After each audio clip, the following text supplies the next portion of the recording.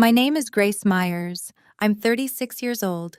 20 years ago, my parents kicked me out of the house for getting pregnant in 10th grade. 16 years old. November rain. One suitcase. My mother pointing at the door, telling me I was dead to them. That same night, they signed papers erasing me from the family, me and any child I might ever have. I kept those papers. I kept everything. For 2 decades, I was invisible. They told everyone I'd moved abroad, built their spotless reputation on the grave of the daughter they threw away. Then last week, they showed up at my door, desperate, smiling, demanding to meet their grandson, a grandson they'd bragged about for months to 200 of their most powerful friends. They offered me $250,000. They had no idea that the grandson they'd been promising everyone didn't exist. And what they found instead would tear apart everything they'd spent 50 years building. Portland, Oregon, November 2004. I was 16, a sophomore at St. Catherine's Academy, and the youngest child of Richard and Diane Myers. On paper, we were the perfect family. My father owned a successful real estate law practice downtown, Myers and Associates, established 1987. My mother had been president of the Parent-Teacher Association for 4 consecutive years. We sat in the front pew at Grace Fellowship Church every Sunday, dressed in coordinated outfits my mother selected each Saturday night. But every family has its hierarchy, and I learned mine early. Nathan, my older brother, was 22 and in his 3rd year of dental school. He was the pride of the family, the son who would carry on the Myers name. Carolyn, 20, was studying to become a teacher, the dutiful daughter who never questioned anything. And then there was me. I was what my mother once called the surprise. Born when she was 34, 6 years after she thought she was done having children. I don't think she ever forgave me for disrupting her plans. The signs were subtle, but constant. Family photos displayed prominently in the living room somehow never included my school portraits. Dinner conversations revolved around Nathan's clinical rotations or Carolyn's student teaching placement. When I mentioned making the honor roll, my father would nod and say, "That's nice, Grace," before turning back to Nathan. I learned to make myself small, to not ask for too much, to not need too much. My father had a saying he repeated at every family gathering: reputation takes 20 years to build and 5 minutes to destroy. I didn't understand then how prophetic those words would become, or that I would be the 5 minutes he feared. I met Marcus Webb at the public library downtown. It sounds unremarkable, but for me, the library was sanctuary. A place where no one compared me to my siblings or reminded me of expectations I could never meet. I went there 3 afternoons a week, ostensibly to study, really just to breathe. Marcus attended Jefferson High, the public school my parents would never acknowledge existed. He was 17, worked part-time at his uncle's auto repair shop, and had the kindest eyes I'd ever seen. He found me crying in the biography section one October afternoon, after my mother had forgotten to pick me up from school for the 3rd time that month. "Hey," he said, sliding into the seat across from me. "You okay?" No one had asked me that in a very long time. We dated secretly for 2 months. He was gentle and patient and made me feel like I mattered, like I was someone worth remembering. October 28, 2004. I'll never forget staring at that pregnancy test in the bathroom of a gas station 3 miles from my school. 2 pink lines. My hands wouldn't stop shaking. When I told Marcus, he didn't run. He didn't make excuses. He held my hands and said, "We'll figure this out together, Grace. You're not alone." I wanted to believe him. Part of me did. But I knew my parents. I knew what mattered to them. And I knew that when I told them, their first question wouldn't be, "Are you okay?" It would be, "What will people think?" I decided to tell them at Sunday dinner. I didn't know it would be the last meal I'd ever eat in that house. Sunday, November 14th, 2004. 7:32 p.m. The roast beef was overcooked. I remember that detail because I was staring at it, trying to find the courage to speak while my father complained about a property dispute and my mother calculated which families would attend the church Christmas gala. I have something to tell you. The table went quiet. 4 faces turned toward me. My parents, Nathan home for the weekend, Carolyn visiting from college. I was 8 weeks pregnant, and I couldn't hide it much longer. I'm pregnant. My mother's fork clattered against her plate. My father didn't move. Who is the father? His voice was ice. Is it someone from St. Catherine's? Someone we know? His name is Marcus Webb. He goes to Jefferson High. He works at the public school.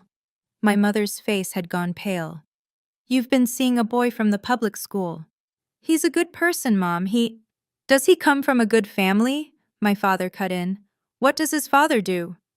He lives with his uncle. He works at an auto shop. The silence that followed lasted exactly 11 seconds. I counted. Then my father stood. You will not keep it. Richard, my mother started. She will not destroy everything we've built. He looked at me like I was a stranger, like I was something that needed to be removed. If you keep that baby, you are no longer part of this family.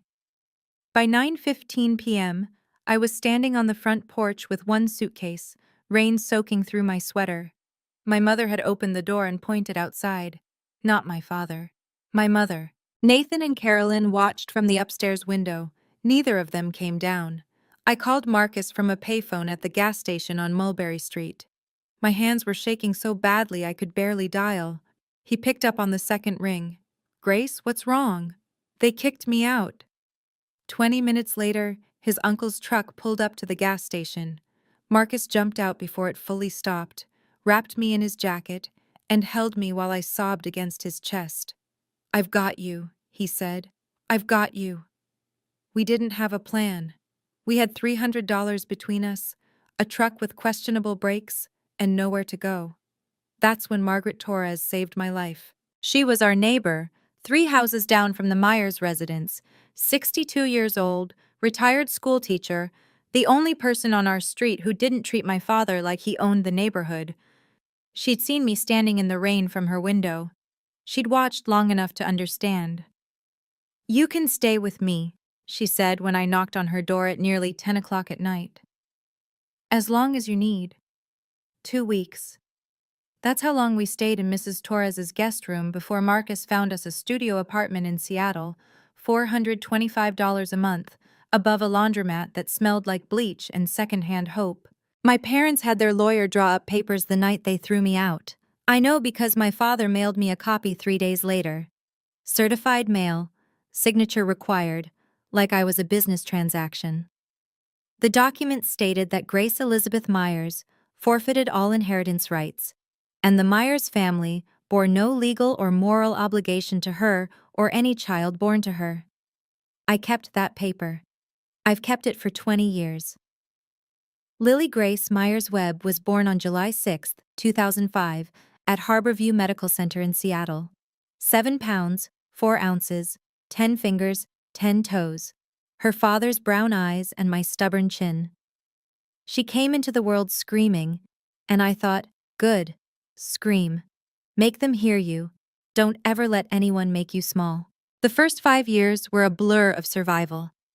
Marcus worked double shifts at a repair shop in Ballard while I finished my GED, then started community college classes.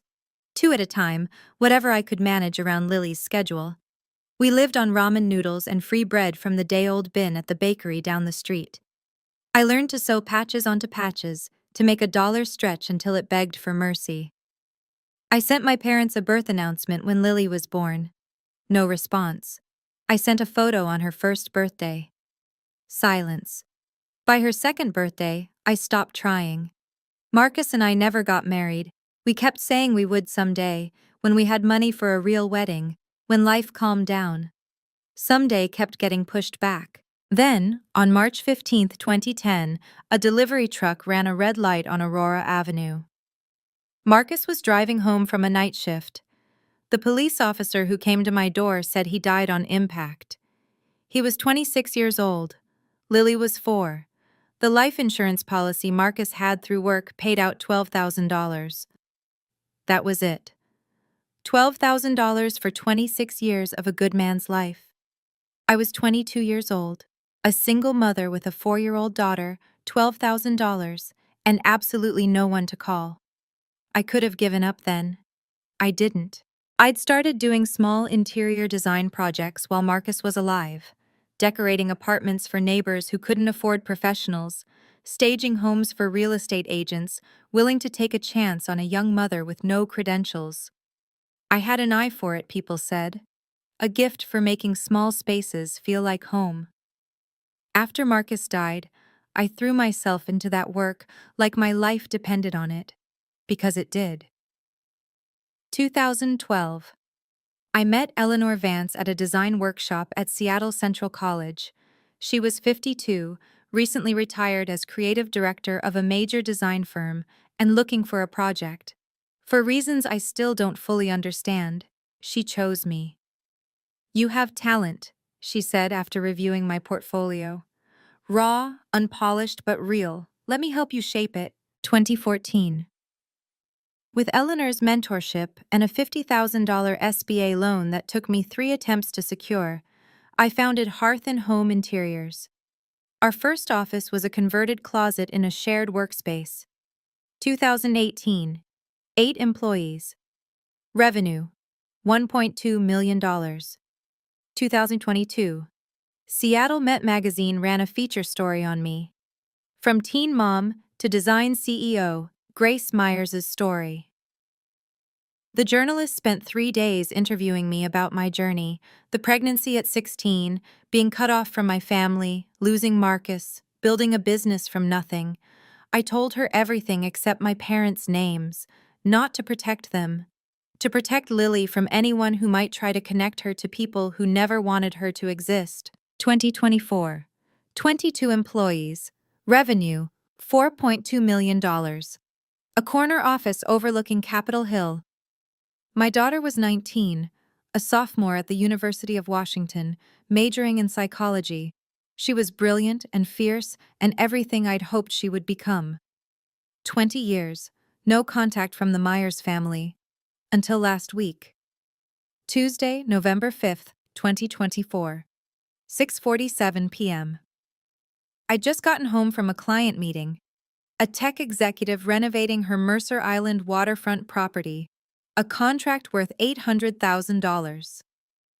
My mind was still running through fabric samples and lighting options when I turned onto my street and saw the car. A black Mercedes-Benz S-Class. Oregon plates. My heart stopped. I parked in my driveway and sat there for a full minute, gripping the steering wheel, watching 2 figures standing at my front door. The man had gray hair now, stooped shoulders. The woman still held herself with that rigid posture I remembered, that constant vigilance against anything that might disturb her carefully constructed world. Richard and Diane Myers. My parents. I hadn't seen them in 20 years. I considered driving away, going to a hotel, calling Lily, pretending this wasn't happening. But I was 36 years old. I owned a company. I had built a life without them. I would not run. I got out of my car and walked toward them.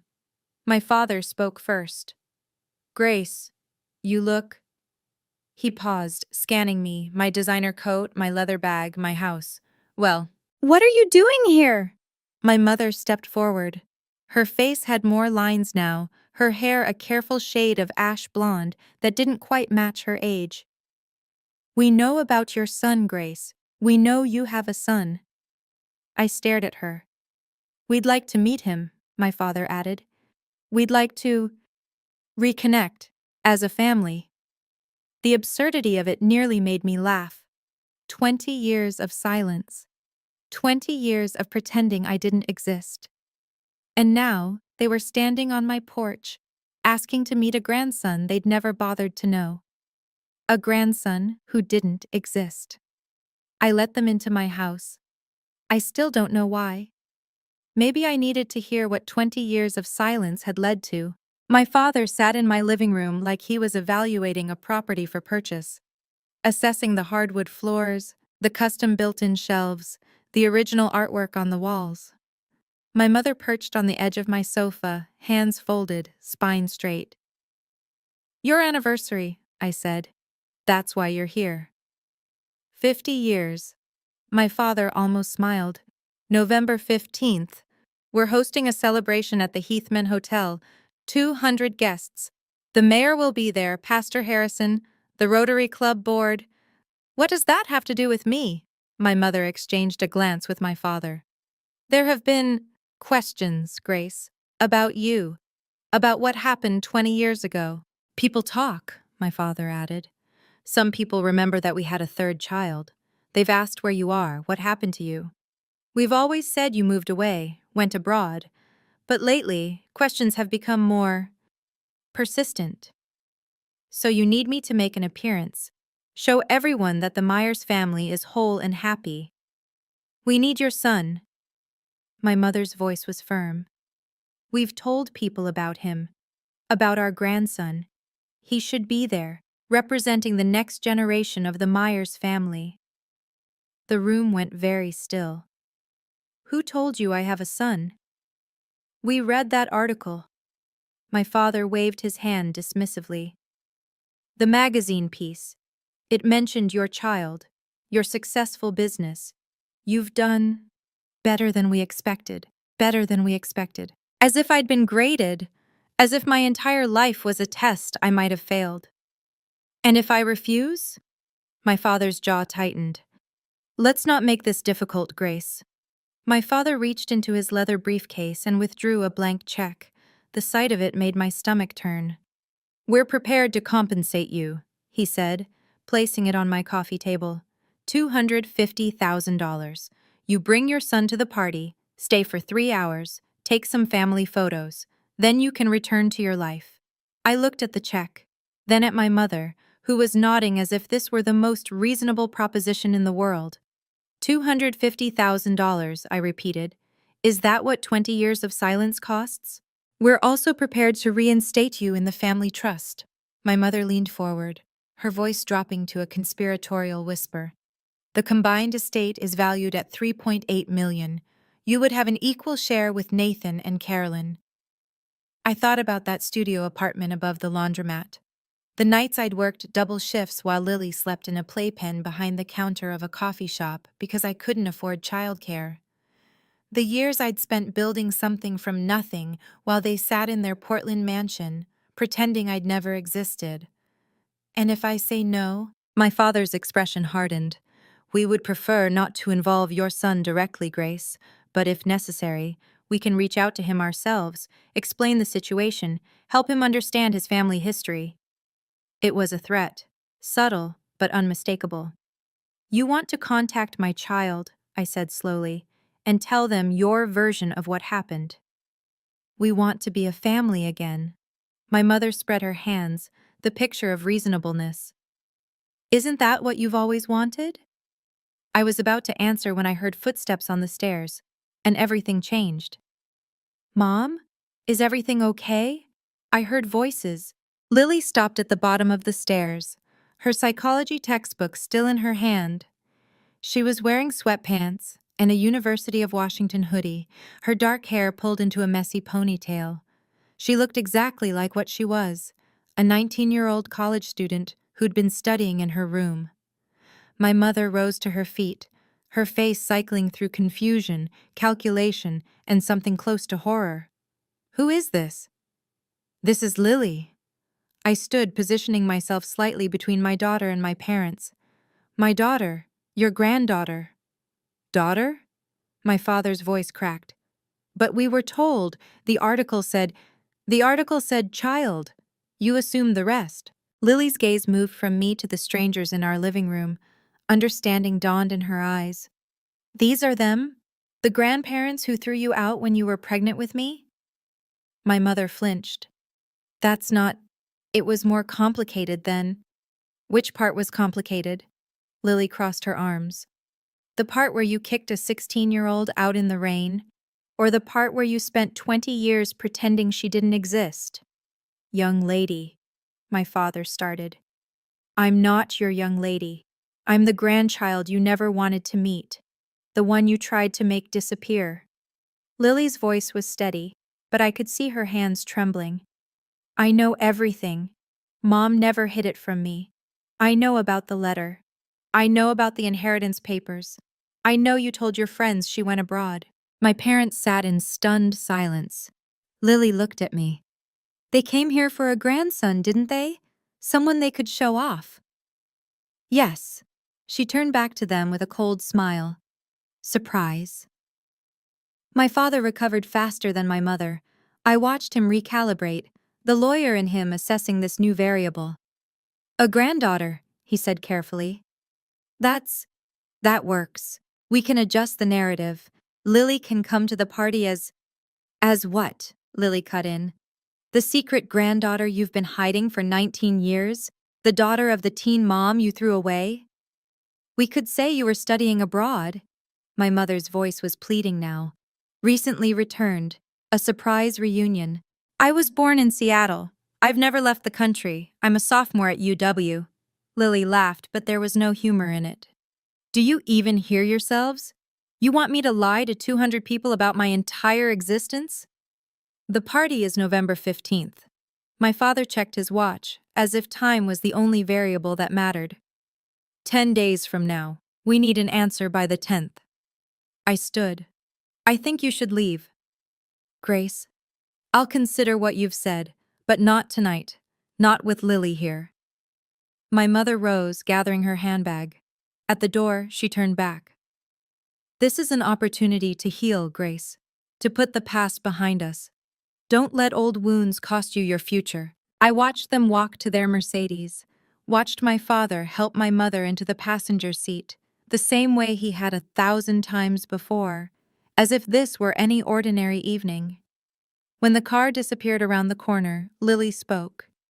You're not actually considering this, are you? I looked at my daughter, this fierce, brilliant young woman I'd raised alone. The person Richard and Diane Myers had tried to erase from existence before she was even born. No, I said, but I'm not done with them yet. Before we continue, let me ask you something. Have you ever stood where I stood that night, facing people who abandoned you, only to return when they needed something? I'd love to know what you would have done in my position. Drop a comment below, and if you want to see how this all unfolds, hit that subscribe button. Because what happened next? Even I didn't see it coming. That night, after Lily went to bed, I pulled a fireproof lockbox from the back of my closet. I hadn't opened it in years. Inside were the documents of my erasure. The notarized letter of disinheritance, dated November 14th, 2004, signed by Richard Allen Myers and Diane Elizabeth Myers, witnessed by a notary named Harold Brennan. I remembered the day my father mailed it to me, certified mail, requiring my signature, as if he wanted to make sure I knew exactly how thorough he'd been. The document was 3 pages, legal language designed to be airtight, ensuring that Grace Elizabeth Myers hereby forfeits all claims to the Myers family estate, and that the family bears no legal or moral obligation to the aforementioned party or any dependents thereof. Any dependents thereof. Lily, reduced to 3 words in a legal document, erased before she took her first breath. I photographed each page with my phone, uploaded them to my cloud storage, made backup copies. Mom? I looked up. Lily was standing in my doorway, arms wrapped around herself. I couldn't sleep either. She sat beside me on the bed, looking at the documents spread across my comforter. Is that the letter? Yes. She picked up the first page, reading slowly. When she finished, her eyes were bright with tears she refused to let fall. They really did it, she whispered. They really just cut you out, like you were nothing. They did. What are you going to do with these? I looked at my daughter, at the evidence of 20 years of calculated cruelty laid out before us. I don't know yet, I admitted, but whatever I do, they won't be able to pretend anymore. Lily nodded slowly. I might have an idea. The next morning, I made a call I hadn't made in over a year. Margaret Torres answered on the 3rd ring. Grace, Is that you, sweetheart? Mrs. Torres, I smiled despite everything. I hope I'm not calling too early.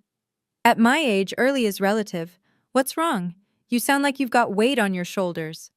I told her about my parents' visit, about the grandson they'd invented, the anniversary party, the $250,000. When I finished, the line was quiet for a long moment. Those people, she finally said. 20 years, and they haven't changed one bit. Mrs. Torres, I need to ask you something. That night, November 14th, 2004, I remember it like it was yesterday. Her voice hardened. I watched from my window, saw you standing in the rain, that little suitcase at your feet, watched your parents' car drive away. I should have come out sooner. I've regretted that every day since.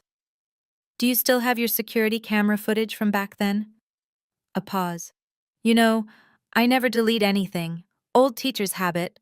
Document everything. Let me check my files. 20 minutes later, my phone buzzed with an email. A grainy but unmistakable image. A 16-year-old girl standing on a porch in the rain, 9:17 p.m., November 14th, 2004. The timestamp was visible in the corner.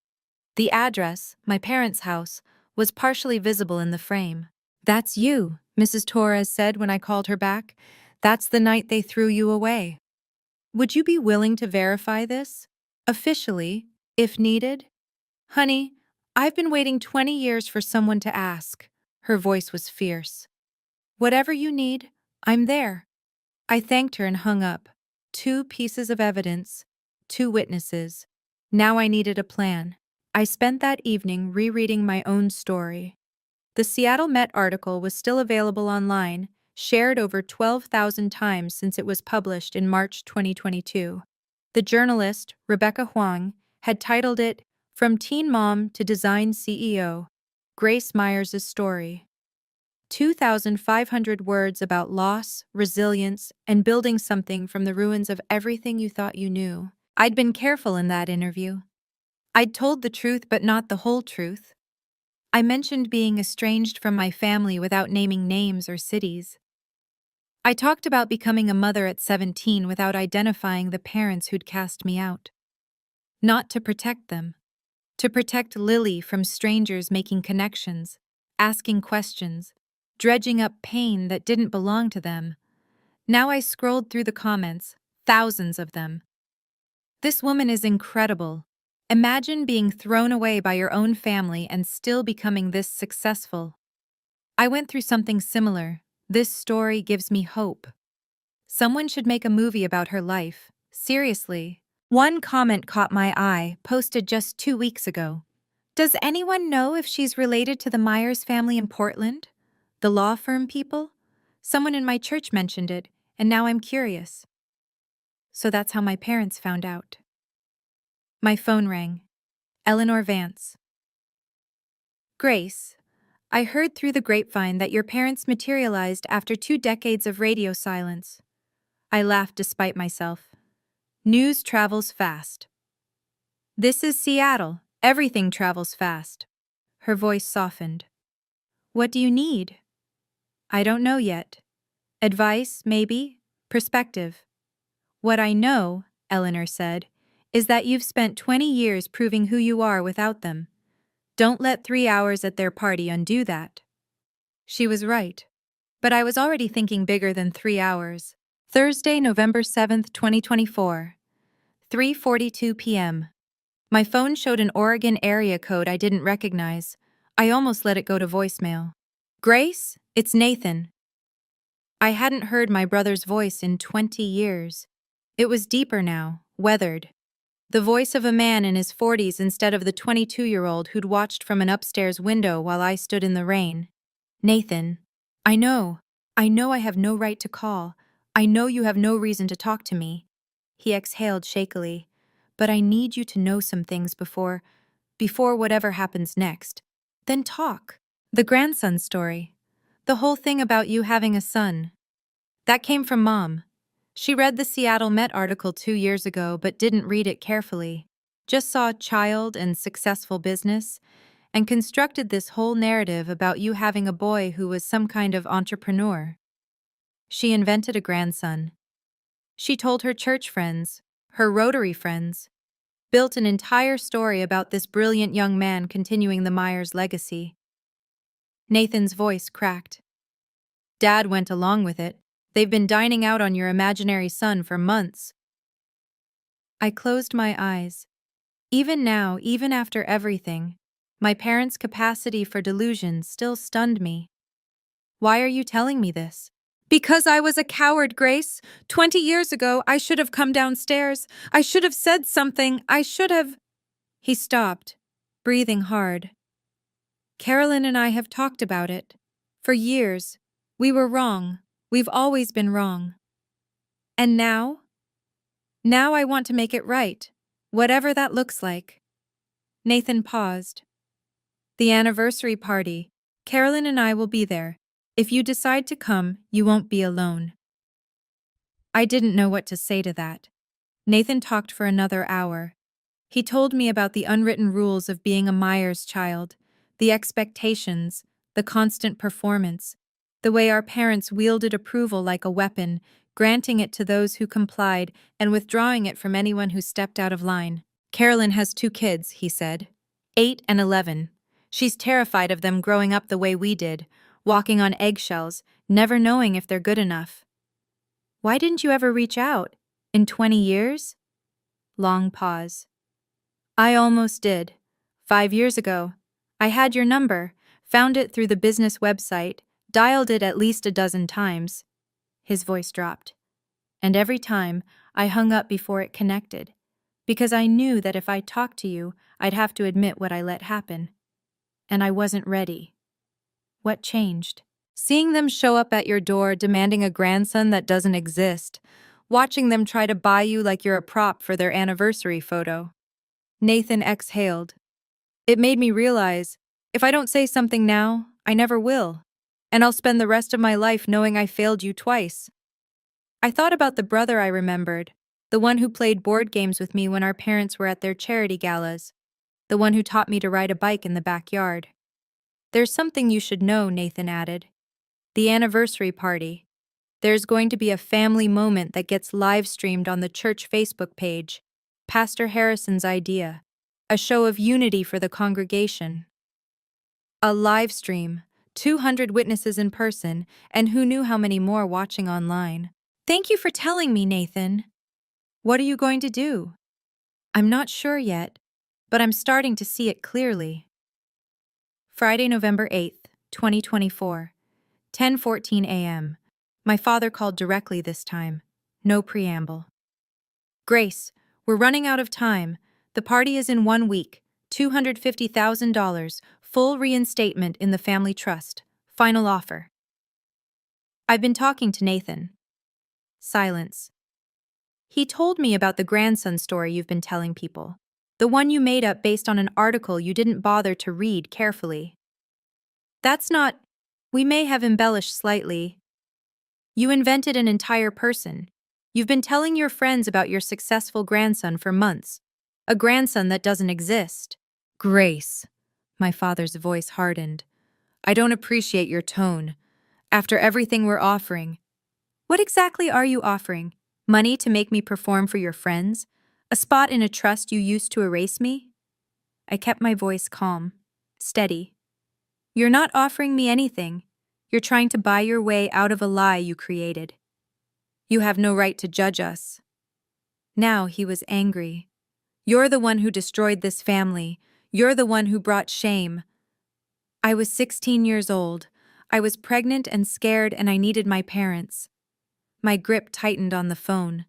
And you threw me out like garbage and spent 20 years pretending I died. If you don't come to this party, Grace, you will never have another opportunity to be part of this family. You said that 20 years ago. And you know what? I built a better life without you than I ever would have had with you. We'll see about that. He hung up. I sat in my office, heart pounding, mind racing. 1 week, 200 guests, 1 live stream. It was time to stop letting them control the narrative. That evening, I sat at my dining table with Lily and Eleanor. They want a performance, Eleanor said, swirling her wine. They want you to show up, smile for the cameras, validate 20 years of lies. They want to use you, Lily added, the same way they've always used you, as something to manage, not someone to love. I looked at both of them, my mentor, my daughter, the family I'd built for myself. I'm going to that party. Lily's head snapped up. Mom, not to give them what they want, to give myself what I need. I pulled out my phone, showing them the photos of the disinheritance letter, Mrs. Torres's security footage, the Seattle Met article. They've spent 20 years controlling my story, telling people I went abroad, inventing a grandson, making me disappear. And you want to undisappear, Eleanor said slowly. I want to tell the truth, in front of everyone who matters to them, on their stage, at their party, during their precious live stream. I took a breath. Not to humiliate them, but to stop letting them pretend I don't exist. I'm coming with you. Lily's voice was firm. They need to see who I really am, not their imaginary grandson, me. I reached for her hand. Are you sure this could be? I've spent my whole life knowing that my grandparents chose their reputation over my existence, I'm sure. I called Nathan that night. Your offer to stand with me, does it still hold? Carolyn and I talked. We're ready. Then I need you to do something. Don't warn Mom and Dad. Don't tell them I'm coming. Can you do that? Yes. Good. I looked out at the Seattle skyline, at the life I'd built from nothing. Because in 1 week, we're going to show them what family actually means. Saturday, November 15th, 2024, 6:47 p.m. The Crystal Ballroom at the Heathman Hotel was everything my parents would have chosen. Chandeliers dripping crystal, white tablecloths starched to precision, flower arrangements that probably cost more than my first month's rent in Seattle. 200 guests in formal attire, clutching champagne flutes, making small talk about golf handicaps and investment portfolios. I stood in the entrance with Lily beside me. She wore a navy blue dress, simple and elegant. I'd chosen black, professional, understated, impossible to ignore. You okay? She whispered. I'm about to crash my parents' 50th anniversary party to tell 200 people they've been lying for 20 years. I squeezed her hand. I'm terrified. That's not what I asked. I looked at her, this incredible young woman who'd grown up knowing her grandparents had tried to erase her, who'd built her own strength from that knowledge, instead of letting it break her. Yeah, I said. I'm okay. We walked in. The room was arranged around a raised platform at the far end, where my parents would give their speeches. A camera crew was setting up, the live stream for Grace Fellowship Church. I could see the Facebook Live indicator already blinking. And there they were. Richard and Diane Myers, standing on that stage, surrounded by well-wishers. My mother in champagne-colored silk. My father in a tailored navy suit. Both of them glowing with the confidence of people who believed they'd won. They hadn't noticed us yet.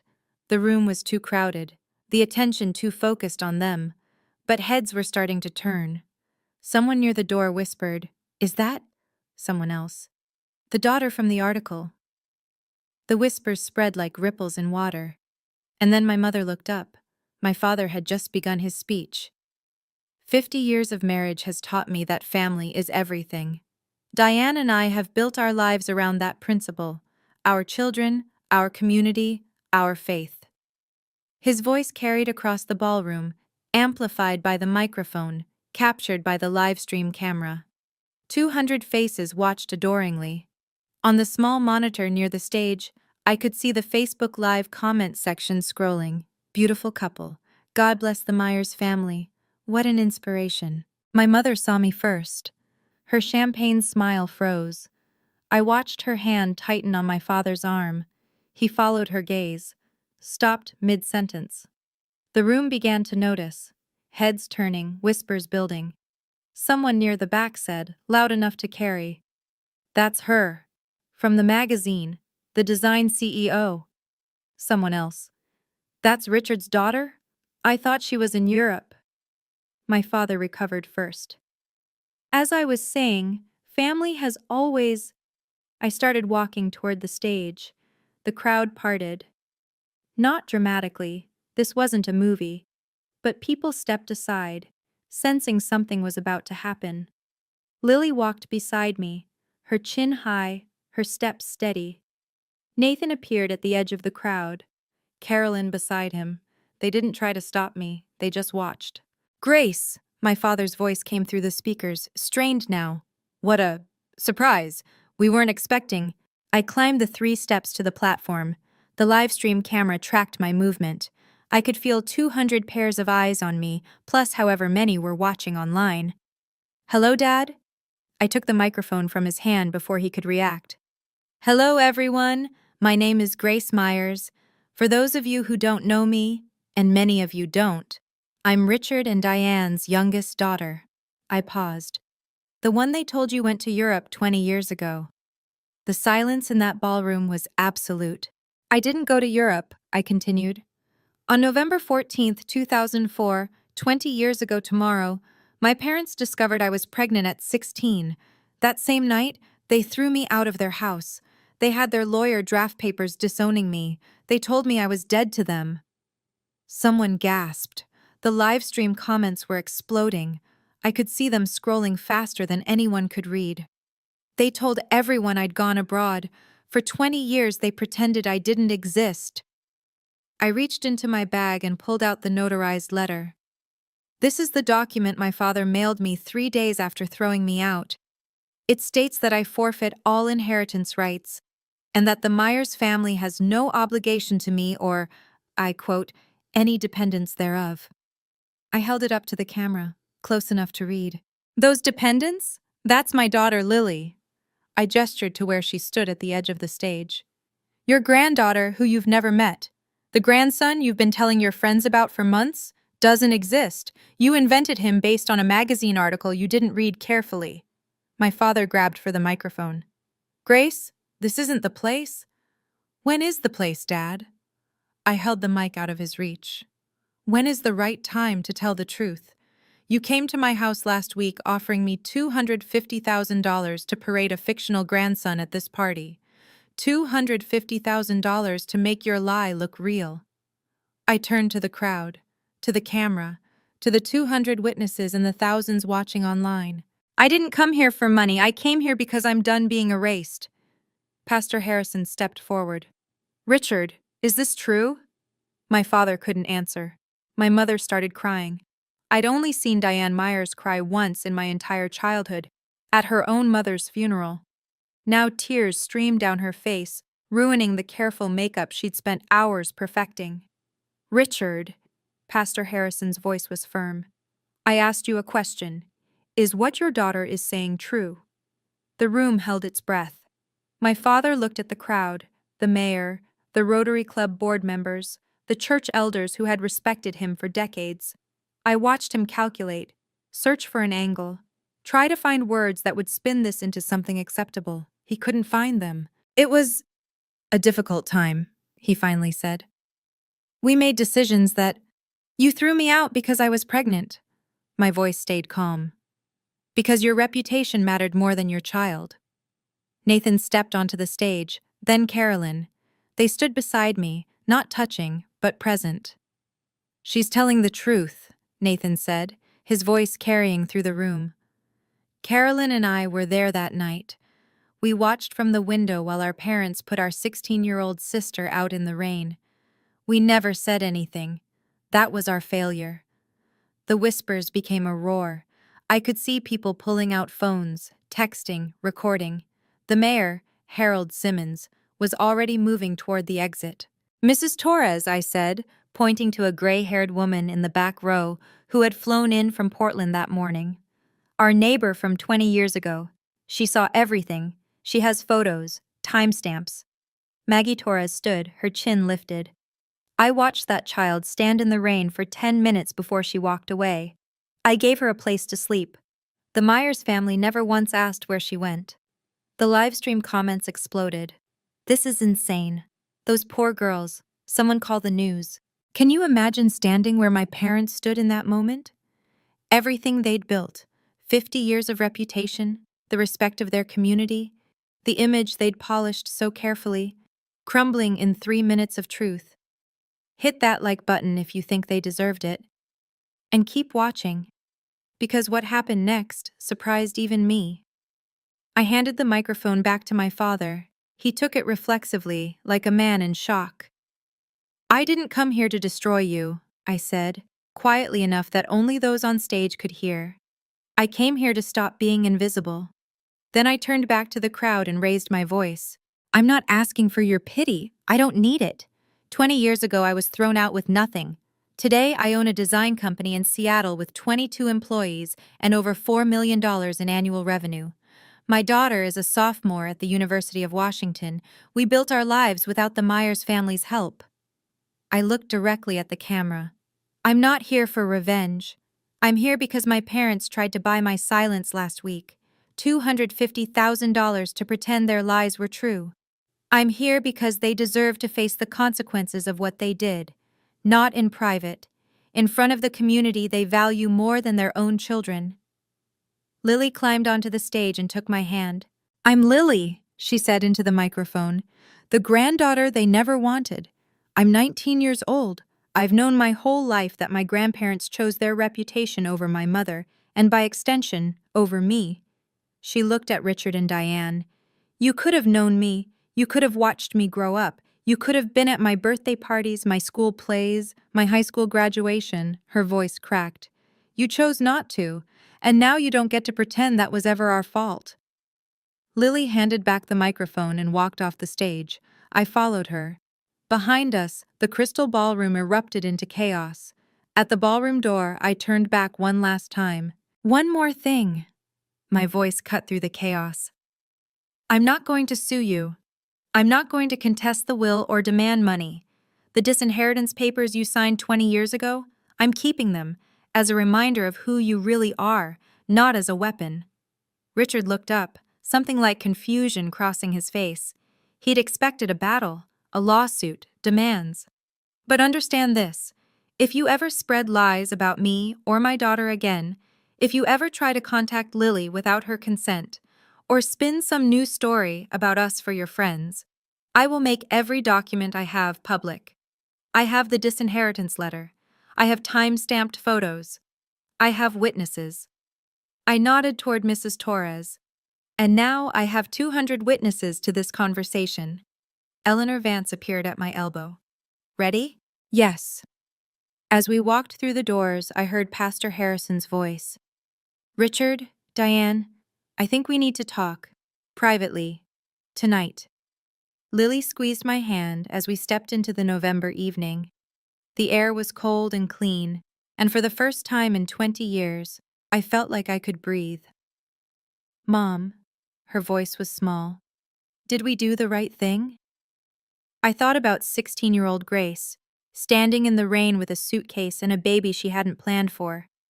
I thought about all the years of building, surviving, fighting to become someone worth being. "We told the truth," I said.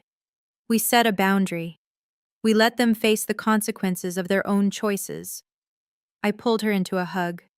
"That's not revenge. That's justice." "What happens now?" I looked up at the night sky. "Now we go home." The fallout began within hours. By midnight, the livestream clip had been shared 847 times. By morning, that number had tripled. Someone had titled it, "Woman Exposes Parents' 20-Year Lie at Their Anniversary Party," and uploaded it to YouTube, where it accumulated 40,000 views in the first 24 hours.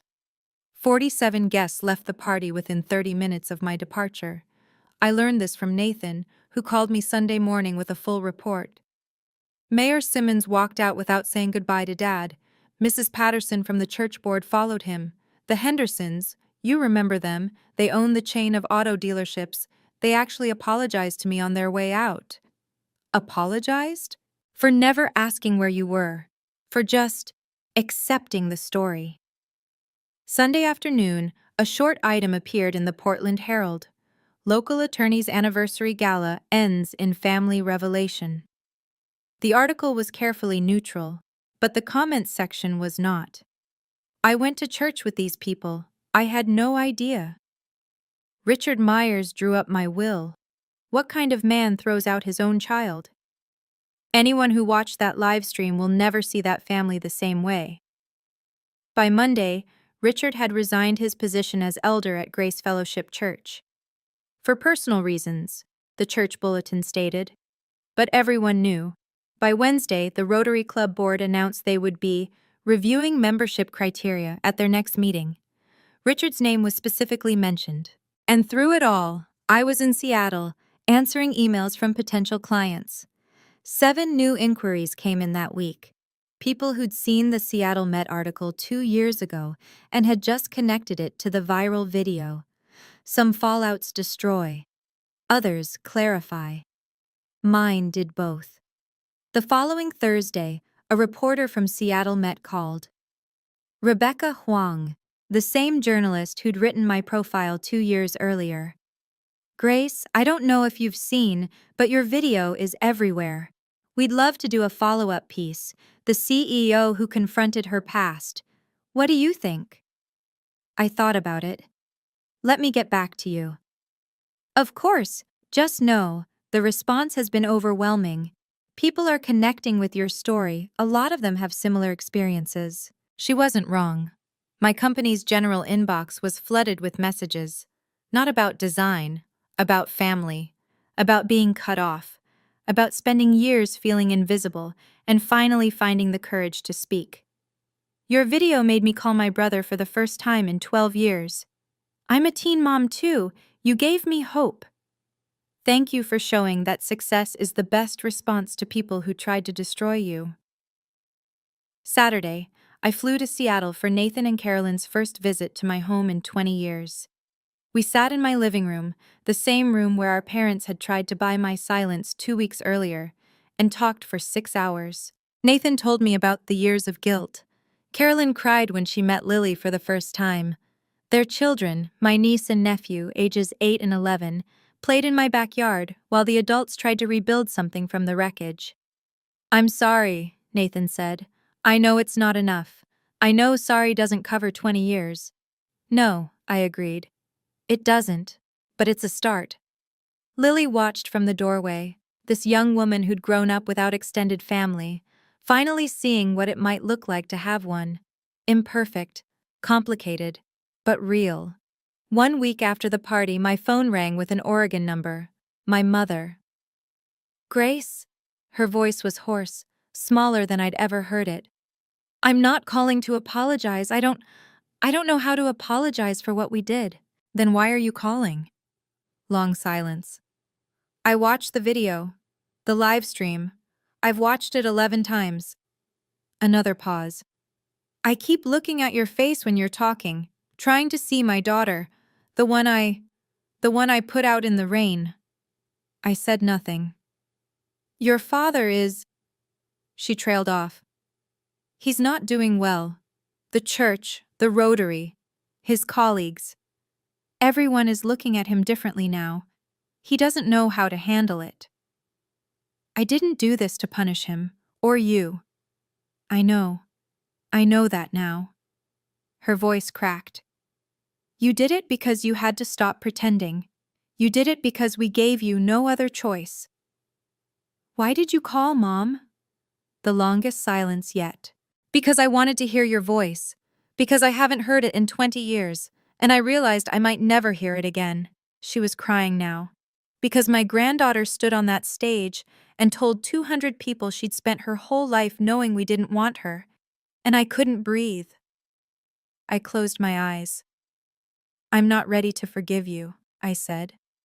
I might never be, but I'm not going to hang up on you either. That's more than I deserve. Yes, it is. We stayed on the line for another minute, not speaking. Then she said goodbye. She didn't ask for another chance. She didn't demand anything. Maybe that was progress.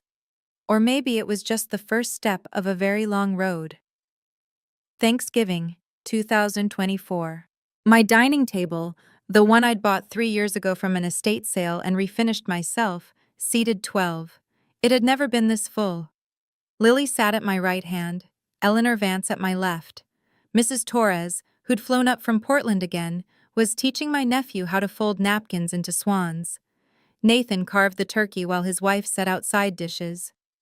Carolyn's daughters were arguing about who got to light the candles. My parents weren't there. We hadn't reached that point. Maybe we never would. But looking around that table, I realized something. I'd spent 20 years mourning a family that had never really wanted me.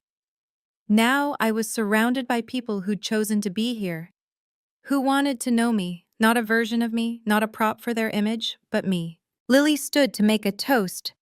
I wrote something, for Mom. She pulled out a folded paper. When I was little, I used to ask why I didn't have grandparents like the other kids. Mom always told me the truth, that they'd made a choice, and that choice wasn't about me. It took me years to really understand that. She looked at me. But I understand now. And I know that everything I have, everything I am, is because you never let their choice define us. She raised her glass. To the family we build, not the one we're born into. Everyone drank. Later, after the dishes were cleared and the guests were scattered through my house drinking coffee, I stood at the kitchen window. Lily appeared beside me. "You okay?" I looked at my daughter, at this life I'd assembled from the ruins of everything I thought I'd lost. "Yeah," I said. "I really am." If you're still listening, let me leave you with this. 20 years ago, I was a scared 16-year-old standing in the rain, watching my parents' taillights disappear down the street. I thought my life was over. I thought I had nothing left. I was wrong. I had Marcus for as long as I could have him. I had Mrs. Torres, who opened her door when she didn't have to. I had Eleanor, who saw potential in a young mother with nothing but determination. I had Lily, who grew up knowing the truth and chose to be fierce instead of bitter. And eventually, I had myself. The version of me who stopped asking for permission to exist. If you're in a situation where your family makes you feel like you need to shrink yourself to be acceptable, like your worth depends on their approval, I understand. I've been there. But here's what I know now. You don't need their validation to know your value. Setting boundaries isn't revenge, it's survival. And sometimes the family you build is stronger than the one you were born into. My parents still haven't apologized. Not really. Richard has barely spoken since the party. Diane calls occasionally, and I answer when I can. Nathan and Carolyn are trying. We're all trying. But I'm not waiting for them to change. I'm living my life. The one I built, the one I earned, the one that belongs entirely to me. That's not a happy ending, it's a real one. And real endings? They don't need applause. They just need truth. Thank you for listening to my story. If it meant something to you, if it made you feel less alone, please share it. Like, subscribe, and check the description for more stories like this one. Because everyone deserves to be seen, even the ones they tried to make invisible.